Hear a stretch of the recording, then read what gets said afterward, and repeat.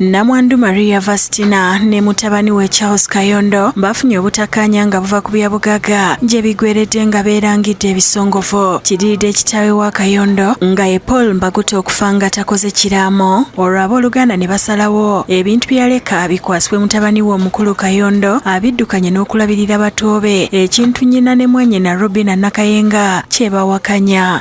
Abaana tawangayo school fees, tabalabiridde.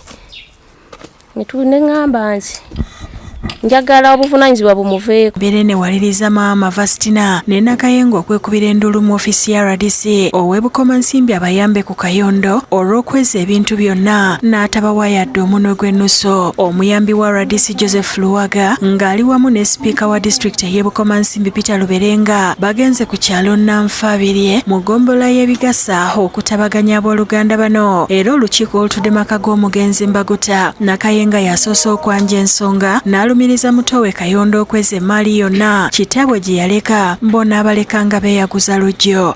Ne tumulekera n'ekitundu ekimu eky'emmwanyi, naye nga twabimulekera alabirire abaana abato bakwasaganye ne maama nga naffe we tubayambako. Agamba kitaabwe teyaleka kiraamo naye yaleka Namwandu ne bamulekwa abeetaaga okulabirira nga basalawo okwesiga Kayondo okutwala obuvunaanyizibwa ku mali ya kitaabwe ng'ensimbi ezivaamu za kubalabirira, wabula ettaka lyonna yalipangisa, omusimbi n'agwekomya nga tabaganya wadde okubaako kye bakolerako. Naye nga n'abapangisa tubamanyi, n'omugala eyo sizoni we bavaamu eddako nno tebalima nti kale ogenda okudda ng'era baalimiddemu abalala. Kayondo asoose kutegeeza nti ye tasobola kukkiriza kuteeka nsimbi mu ttaka lino ku lw'abalala nga ne bwe kityo bamuweeko ekitundu ekiki. Ekitundu kino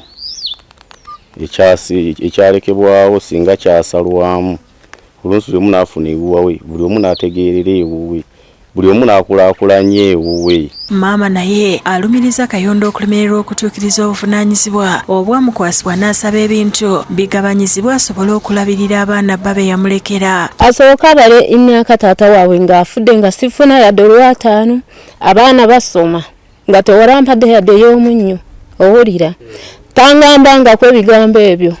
Kugenda gupangisa, ndina abajulizi buli bwe mpangisa ngenda wa n'abakyala waali. Soka ne mugamba ebitabo nga bimbuze ku ssomero bambanja, abaana bambala, balina okulya, balina okufuna ebizigo. Nali njagala ne tugabane n'okugabana ekibanja lwakuba nti abalala tebaliwo era tekisobola kukolebwa kati. Kino kitabudde Kayondo n'ategeeza nti ensonga eyamulemesa okuddamu okuwa nnyina obuyambi n'okulabirira bato be kwe kuba nti yamusaba enfunda eziwera akomye okuleeta abasajja mu nju ya kitaabwe n'agaana, ate nga buli lunaku aleeta mulala. Baba afunye omuntu we afuneko gy'amutwala tewalenza mulemesa kubona muntu we, n'asooka n'abanga nekitamuyisa bulungi, nenziramu nenkyogerako, bwe nakyogerako gwokusatu yagamba ndabika mumwagala. Ebigambo bya Kayondo bisiikudde nnyina emmeeme n'amwambalira ng'agamba nti naye muntu alina omusaayi era nti kikafu okuva ku basajja bano baagamba tebamumalako ennaku y'okufa kwa bba. Lwaki yali tayagala nyumye n'abantu? Nze siri muntu bamuleetera obuvunaanyizibwa gituufu anyambeko kuweerera abaana, nze abaweerera nze ku muntu ogwo nange mbadde njagala bampe by'abaana bange. Oba afunye bameka yamanyi, oba oyagala kuzaala zaala, tewali agenda kukugaana na kuzaala baana. Era abadde anoonya engeri gy'ayimirizaawo obuvunaanyizibwa bw'abaana bano naye yennyini ng'omuntu. Sipiika Luberenga ne RDC Luwaga baluŋŋamizza abooluganda bano okupangisa ekitundu nga banne omwenda tebatadde mukono ku ndagaano. Ekyo kyali kikyamu nnyo.